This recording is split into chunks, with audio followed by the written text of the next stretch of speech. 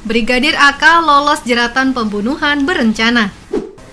Penyidik di Treskrimum Polda Kalimantan Tengah akhirnya melimpahkan berkas perkara dua tersangka kasus pembunuhan terhadap seorang sopir ekspedisi akhir November 2024 lalu.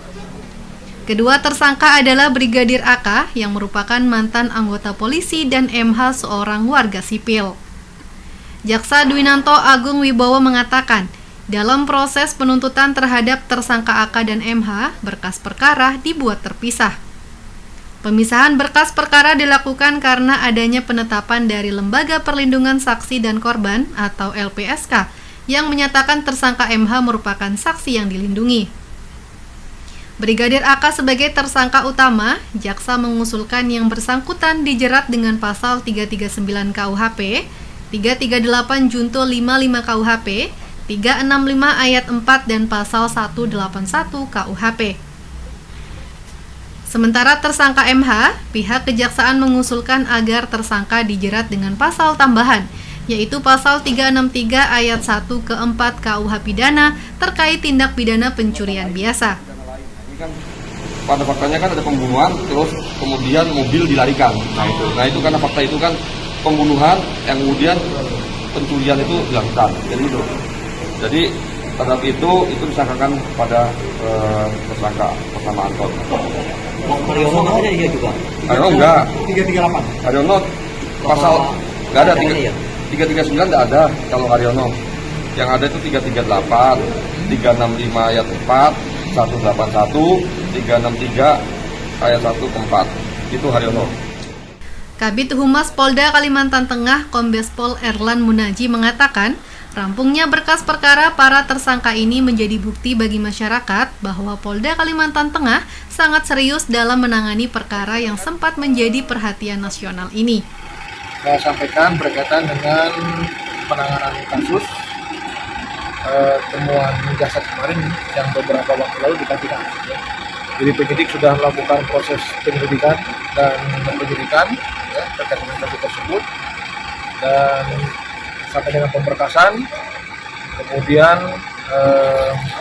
sudah P21 dari kejaksaan dan hari ini penyidik akan menyerahkan tersangka dan barang bukti ke kejaksaan dengan tersangka saudara AK dan saudara H. Kami sampaikan bahwa ini menjadi komitmen Polda Kalimantan Tengah bahwa penyidik bekerja secara profesional, transparan dan akuntabel. Saya mengucapkan terima kasih juga kepada seluruh masyarakat atas dukungannya, sehingga penyidik bisa melaksanakan atau menuntaskan permasalahan ini dengan secara cepat, baik dan benar. Suryansyah Halim hadir selaku kuasa hukum tersangka AK pun menyampaikan pandangannya dalam proses pelimpahan dan penerapan pasal terhadap kliennya.